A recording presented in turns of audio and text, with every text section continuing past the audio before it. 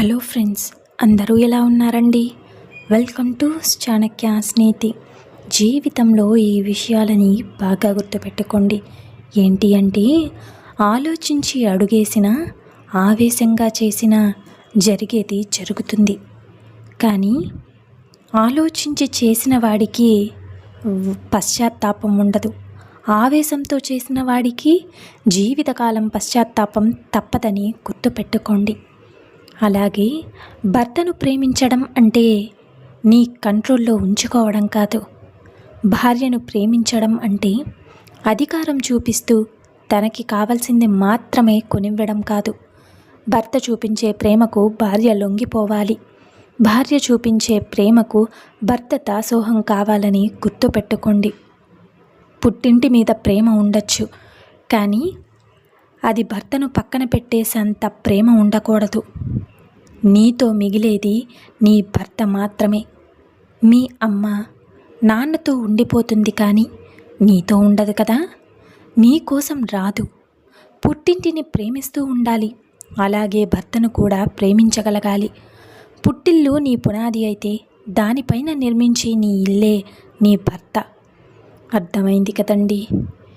ఎందుకనకలా? పెళ్ళైపోతే తనకంటూ ఓ ప్రపంచం ఉండకూడదా అని కాస్త ఖాళీ చేసుకుని తనకి ఇష్టమైన పని చేస్తే నీ కాపురానికి నిర్లక్ష్యం చేసినట్లా? పిల్లల్ని గాలికి వదిలేసినట్టా? కొంచెం తనకి సపోర్ట్ చేస్తే తప్పేంటి? తను ఓ యంత్రం కాదు. జీతం లేని పని మనిషి అంతకన్నా కాదు. ఖాళీగా ఉంటే చాలు. అది చెయ్యి, ఇది చెయ్యి అంటారు. మరి తన కోసం నువ్వేం చేస్తున్నావు? తను ఒక్కరితో అలసిపోయానని చెప్పడం మొదలు పెడితే కుటుంబం మొత్తం మలుపు లేకుండా ఉండాల్సిందే.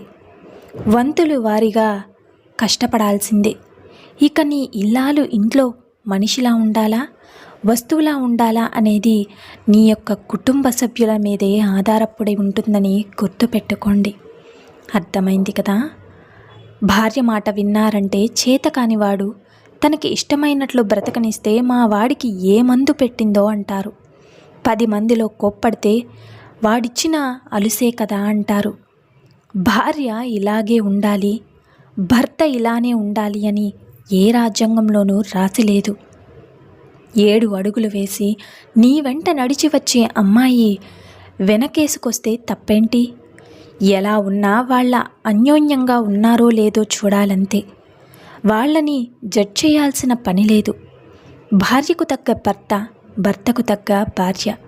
ఎవరి కాపురం వాళ్ళది. మధ్యలో నీ పనికిరాని ఎవ్వారం ఎవరికీ అవసరం లేదని గుర్తుంచుకో. భర్త అనే అహంకారం, భార్య అనే నోటి దుర్సు ఎప్పుడూ ఒకటిగా కలిసి ఉండలేవు. అవమానించడమే పనిగా పెట్టుకుంటే నిన్ను మనసులో ఆరాధించాలన్న ఆలోచన అనేది ఆడదానికి, అతడికి ఎలా వస్తుంది? నేను సంపాదిస్తున్నా, నేను చెప్పిందే వినాలి, నేను చేసిందే శాసనం అంటే మానసిక స్వేచ్ఛ లేని తనకి నిన్ను ప్రేమించడం కూడా ఒక కష్టమే అవుతుంది. కాస్త ఆలోచించండి. ఇక ధనవంతుడు తన ధనంతో మరణం రాకుండా చేసుకోగలడా? పోనీ బలవంతుడు తన బలంతో మరణాన్ని ఆపుకోగలడా? తెలివిగలవాడు తన తెలివితో మరణాన్ని తప్పించుకోగలడా? పోనీ వైద్యుడు తన వైద్యంతో మరణం లేకుండా చేసుకోగలడా? లేదు కదా. ఈ 3 నాళ్ల ముచ్చట కోసమా పగలు ప్రతీకారాలు, ఈర్ష్య, ద్వేషాలు? ఈ భూమి మీద జీవించినంత కాలం స్వార్థాన్ని వీడి ఇతరులతో సుఖ సంతోషాలతో పలుచుకుంటూ అందరితో ఆనందంగా గడుపుదాం. మంచి మనుషుల్లా జీవిద్దాం. ఇక ఎవరి వద్ద ఏమి ఉంటుందో వారు దాన్నే పంచుకోగలరు. సుఖం కలిగిన వారు సుఖాన్ని పంచుకోగలరు. దుఃఖం కలిగిన వారు దుఃఖాన్ని పంచగలరు. ఇక జ్ఞానులు జ్ఞానాన్ని పంచగలరు. అలాగే భ్రమల్లో ఉన్నవారు బ్రహ్మాల్ని పంచగలరు. భయస్థులు భయాన్ని పంచగలరు. అలాగే కొందరు మన ఇష్టంతో పని లేకుండా మన జీవితంలోకి వచ్చి మన ఇష్టాలను అర్థం చేసుకుని మన జీవితంలో భాగమైపోతారు. మరికొందరు మనం చూపించే ఇష్టాల్ని చులకనగా చూసి మన మనసును అర్థం చేసుకోకుండా మన జీవితం నుంచి దూరంగా పోతారు. విచిత్రమేంటో మన మనసు ఆనందాన్ని చవి చూస్తుంది, బాధను కూడా చలిస్తుంది. నిజమే కదా? మన గురించి నలుగురు ఏమనుకుంటున్నారు అని ఆలోచించకంటే మన గురించి మనం ఏమనుకుంటున్నామనేదే ముఖ్యం. ఎందుకు అంటే మన జీవితం మనది. మనకు వచ్చే కష్టాలు మనమే భరించాలి. గొప్పగా బ్రతకడం సాధ్యం కాకపోవచ్చు, కానీ తృప్తిగా జీవించడం మన చేతుల్లోనే ఉంటుంది. కష్టం ఇక మనకి మాత్రమే కనిపించే దయ్యం లాంటిది. దాని గురించి ఎవరికి ఎంత చెప్పినా నమ్మాలనిపించదు. కోపం ఇలా వచ్చి అలా వెళ్ళిపోయే భూకంపం లాంటిది. ఒక్క క్షణం కంటే ఎక్కువగా ఉండదు, కానీ అది చేసే నష్టం జీవితకాలం. ఇక జీవితం ఒక రైలు ప్రయాణం లాంటిది. మొదట్లో అందరూ మనతోనే ఉన్నట్లు ఉంటుంది. ప్రయాణం ముగిసేలోపు ఒక్కొక్కరు దిగిపోతూ ఉంటారు. మన కోసం ఎవరూ ఆగరన్న నిజం తెలుస్తూ ఉంటుంది. కోపం, కష్టం, జీవితం ఈ మూడు మనవే, కానీ మన అదుపులో ఎప్పుడూ కూడా ఉండవు. మన మాట ఎప్పుడూ కూడా వినవు. మనకి చెప్పిన కూడా రావు. నిజమే కదండి? అలాగే డబ్బు లేని వ్యక్తికి సమాజం విలువనివ్వదు. ఓడిపోయిన రాజుకి ప్రజలు కూడా విలువనివ్వరు. పళ్ళు లేని చెట్టుకి పక్షులు కూడా దరిచేరవు. ప్రపంచంలోనే అందరూ వారి స్వలాభాన్ని చూస్తారు. ఎప్పటి వరకు మన మంచి ఎదుటి వారికి లాభం ఉంటుందో అప్పటి వరకే వారి దగ్గర మనకు విలువ ఉంటుంది.